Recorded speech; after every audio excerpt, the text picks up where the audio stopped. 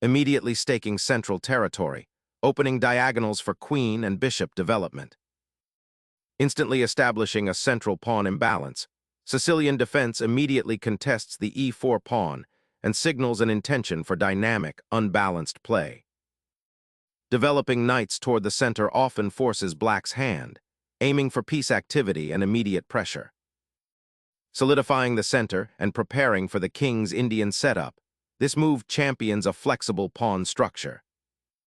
Unlocking the center immediately contests Black's setup, aiming to shatter pawn chains and open lines for active piece play. Opening the center challenges White's central pawn mass, creating dynamic imbalances. Unleashing a knight centralizes it, gaining tempo and initiating the Sicilians' characteristically sharp struggle for space. Developing the knight to f6 prepares for castling, while challenging White's central pawn and opening a diagonal for the queen.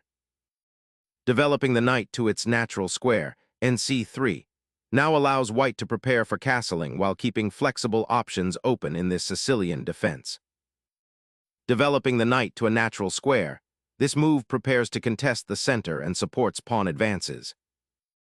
Developing the bishop to eye the central d5 square, aiming for harmonious piece play and future queenside expansion. Challenging the knight's central presence, this knight sacrifice gambit seeks active piece play and open lines for Black's attack. Pinning the knight to the king creates immediate tactical pressure and disrupts Black's developing harmony.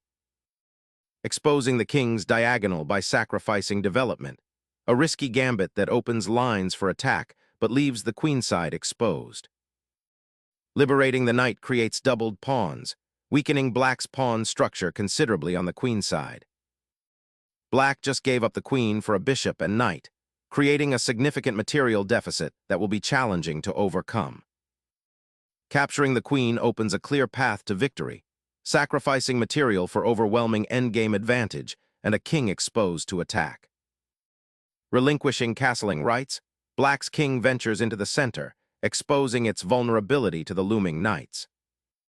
Securing the central file immediately after the exchange establishes a strong positional foothold. Assessing the compromised pawn structure, Black aims to disrupt White's coordination and perhaps liberate a trapped piece. Solidifying development and preparing to contest the d-file, White aims for steady positional improvement. Solidifying the pawn structure, this move aims to free the queen's bishop and prepare for castling, a crucial step in securing the king's safety. Opening the queenside allows White to gain space and potentially target weaknesses on that flank. Developing the bishop here solidifies the pawn structure and prepares to contest the kingside, while also providing a crucial outpost for the knight. Securing the monarch initiates defensive restructuring, a crucial step given the centralized activity. Boldly challenging the open c-file now, Black prepares to contest control and potentially activate their rook, a sound positional maneuver. Attempting to solidify the center and create space for the queen's rook, this move, however, weakens the kingside light squares considerably.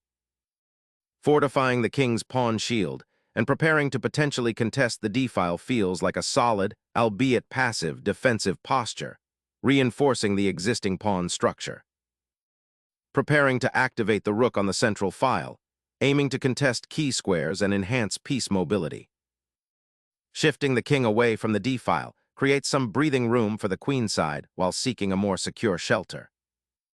Solidifying the queenside pawn structure, this maneuver aims to secure the a4 pawn and prepare for queenside expansion.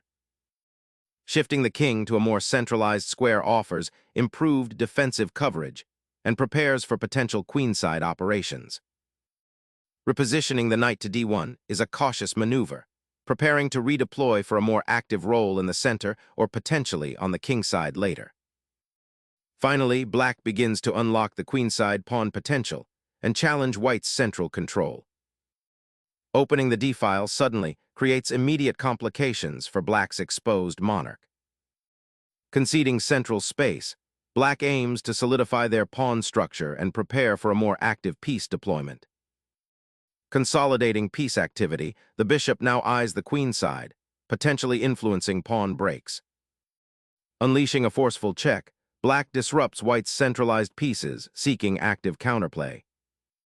Securing the monarch from pesky diagonals and preparing to consolidate forces.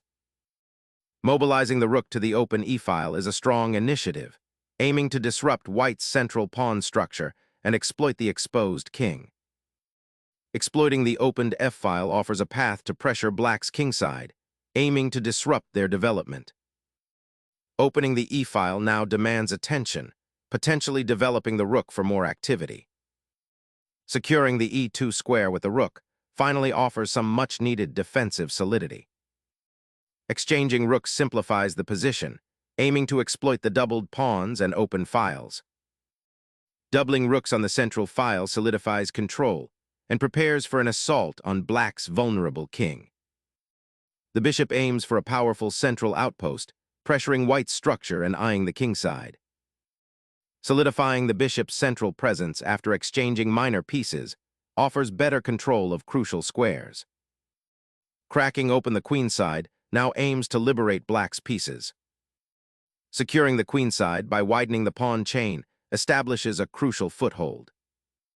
Activating the bishop to the central diagonal aims to disrupt white's pawn structure and potentially create attacking chances.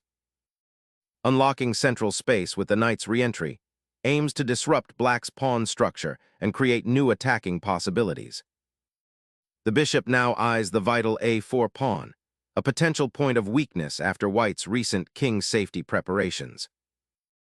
Repositioning the knight towards the kingside opens up possibilities for future pawn advancements and central control. Shifting this bishop offers a glimpse of aggressive play, aiming to disrupt white's pawn structure by targeting b3. Securing that pawn advances white's queenside space and discourages further kingside pawn advances from black. Asserting king safety, black tucks away their monarch from potential pawn advances and keeps open the central file for future counterplay. Securing the file allows for potential pressure and prevents a quick pawn advance from black. Challenging white's pawn structure, this advance aims to open diagonals and create counterplay on the queenside. Securing the king's central escape route opens up possibilities for future pawn advances and counterplay. Shifting the rook to this active file allows for potential pawn breakthroughs and creates a more dynamic threat on the queenside. The king's journey to safety now gains momentum, aiming to escape the pawn chain's stifling influence. An astute repositioning of the bishop to attack the now exposed queenside pawn structure. Reclaiming the open file offers vital central influence and sets up potential queen activity. Repositioning the bishop to threaten pawn advances creates dynamic possibilities. Reclaiming the open e-file aims to simplify into a favorable endgame, but be wary of the bishop's activity. Attempting to build a pawn wall for king safety, but it might create long-term weaknesses. A surprising repositioning, ng3 aims to contest the central d-file and prepare a kingside pawn push. Unlocking the kingside pawn chain offers a glimmer of attacking potential, though it might expose the king slightly. Repositioning the knight to potentially exert pressure on the kingside. Unleashing the pawn chain, black liberates their kingside and threatens to disrupt white's unified pawn structure. Reclaiming that open file immediately forces black's bishop to a less active square. Unleashing a pawn storm on the kingside here, hoping to create dynamic imbalances and disrupt white's established pawn structure. Recentering the knight to a more flexible square, preparing to contest the crucial central files and potentially reroute for defensive duties. Unleashing the rook to the center aims to disrupt white's coordination and potentially activate the bishop. Fortifying the bishop's central presence, this secures crucial diagonal control while preparing to challenge black's pawn advances.